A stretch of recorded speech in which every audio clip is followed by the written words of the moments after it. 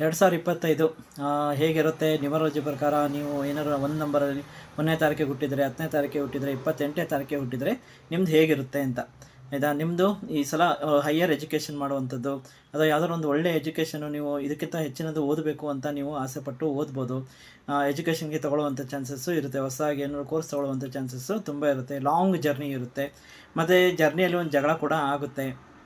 ಜಗಳ ಮಾಡೋ ಚಾನ್ಸಸ್ ಕೂಡ ಇದೆ. ಏಜು ಆದ ಅಜ್ಜಿ ಜೊತೆಗೆ ಆ ಥರ ಒಂದು ಚಾನ್ಸಸ್ಸು ತುಂಬ ಇದೆ. ಆಯಿತಾ? ಆದರೆ ಏನು, ಫೈಟಿಂಗ್ ಜಗಳಕ್ಕೆ ಹೋಗ್ಬಿಡಿ. ಎಮೋಷ್ನಲಿ ನಿಮಗೆ ಬೇಜಾರಾಗ್ಬೋದು.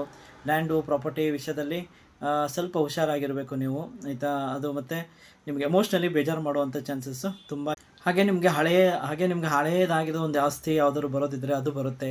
ಕೈಯಲ್ಲಿದೆ ಅಂತ ನೀವು ನೋಡ್ಕೊಳ್ಬೋದು. ಮತ್ತು ಹಳೆಯ ಬಂಗಾರವನ್ನು ಚೇಂಜಸ್ ಮಾಡೋದು, ಹೊಸದಾಗಿ ಚೇಂಜಸ್ ಮಾಡುವಂಥದ್ದು ಕೂಡ ನಿಮಗೆ ಇರುತ್ತೆ. ಹಳೆಯ ಬಂಗಾರ ಅಜ್ಜಿ ಅವ್ರ ಕಾಲದೆಲ್ಲ ನಿಮಗೆ ಸಿಗುವಂಥದ್ದು, ಅವ್ರು ನಿಮಗೆ ಕೊಡುವಂಥದ್ದು ಕೂಡ ಈ ಒಂದು